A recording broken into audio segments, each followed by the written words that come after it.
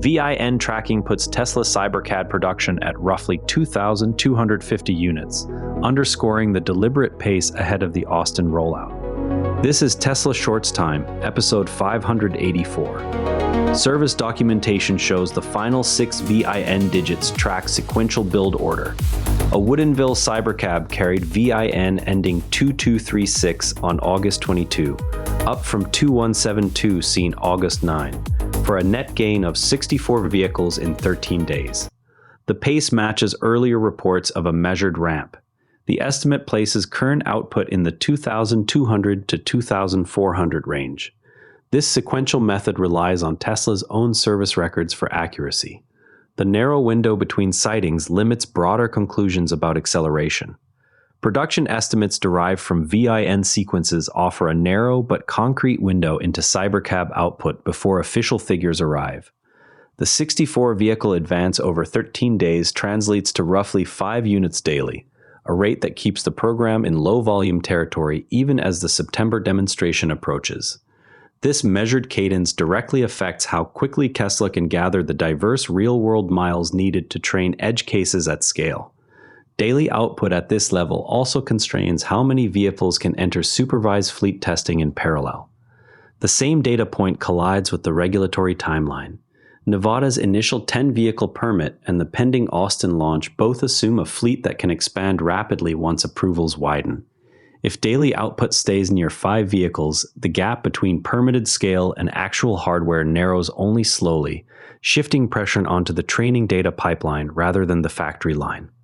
Regulators in multiple states are watching utilization numbers that depend on physical vehicles being available for permit expansions. For the business model, the implication is straightforward.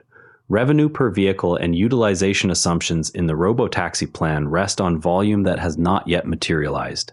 Until production clears the low hundreds per week threshold, every regulatory win remains capped by the number of cars that can actually be placed into service. The economics of owner-operated versus Tesla-owned fleets hinge on crossing that threshold before broader approvals arrive.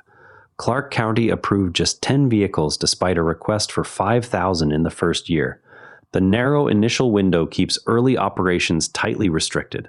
The gap highlights cautious regulatory pacing.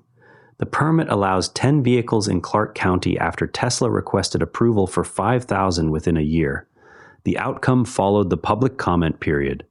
The limited approval sets a narrow initial operating window. Clark County remains the focus for any early deployment. The gap between requested and granted numbers illustrates the cautious regulatory stance. Governor Hochul pulled a proposal for driverless operations outside New York City after opposition from unions and lawmakers. Commercial driverless service remains illegal statewide. The move leaves no framework for broader deployment. New York Governor Kathy Hochul withdrew a proposal that would have allowed driverless robotaxis outside New York City. Opposition came from taxi drivers, unions, and state lawmakers. Commercial driverless service remains illegal in the state 6 months later. The withdrawal followed sustained public comment against expanded operations. The outcome leaves New York without a statewide framework for autonomous ride-hailing. Multiple owner videos captured vehicles missing bound trees and logs blocking lanes. The issue appears isolated to the reduced capability software tier. No fixed timeline has been shared. 2 separate videos showed vehicles failing to detect downed trees blocking the lane. The incidents occurred under FSD Lite. The clips highlight a specific perception gap in the lighter version. Both examples involve natural obstacles rather than constructed barriers. The reports isolate the issue to the reduced capability software tier. Update 2026.26.6.5 brings the newest supervised package with detailed release notes. Distribution follows the standard over-the-air process. Emphasis stays on supervised operation. FSD v14.3.8 reaches North America via Update 2026.26.6.5. Release notes detail the changes included in the latest supervised software package. The version follows the prior 14.3.7 iteration and targets North American vehicles. Distribution occurs through the standard over-the-air channel. Owners can review the full list of adjustments in the app or release documentation. September 24 event will include factory tours and ride-alongs at the new Nevada site. The gathering focuses on the commercial truck program. It marks the first large-scale public access to the facility. Tesla Semi event set for September 24 at new Nevada factory. Invited guests will receive factory tours and ride-alongs during the rollout gathering. The date marks a public milestone for the Nevada production site. The event focuses on the commercial truck program rather than passenger vehicles. Planning includes structured access to the facility for the first time at scale. Community voting selected locations across the US, Canada, Europe, and Asia. A new voting round has opened.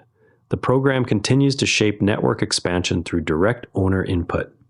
Owners voted on 36 new sites spanning the US, Canada, Europe, and Asia. A fresh voting round has opened for additional locations. The program continues to let the community guide network growth. Selection criteria remain tied to owner-submitted priorities across 4 continents. The announcement confirms the ongoing cycle of community input into infrastructure planning. Collection of rare scenarios remains difficult through normal driving alone. Synthetic or simulated data is suggested as a necessary supplement. The discussion centers on scaling the diversity of training examples required for robust performance. Current methods leave gaps that physical miles cannot easily close. The point underscores limits in relying solely on fleet-collected footage. An owner highlighted clean vehicle returns and consistent care from the Mechanicsburg team after service visits. The post notes the interior and exterior were detailed on pickup each time. This reflects ongoing service execution at one of Tesla's regional centers. The detail adds to owner reports on post-purchase support quality. Multiple visits showed the same standard of presentation. The center's approach appears to emphasize appearance alongside mechanical work. The summer release software incorporates Grok Think Fast 2.0. The update ties the in-car assistant to the newer model. No further performance metrics were shared in the announcement. The change affects the voice and reasoning capabilities available to drivers. Integration appears limited to the current software branch without additional hardware requirements noted. Tesla described FSD supervised as providing protection for the driver and surrounding traffic. The phrasing frames the system as an active safety layer during supervised operation. The post offers no new capability details beyond the existing supervised label. Emphasis remains on shared road awareness rather than full autonomy claims. Owners tested FSD on a steep, unpaved route where pavement ends. The system maintained control without interventions in the reported runs.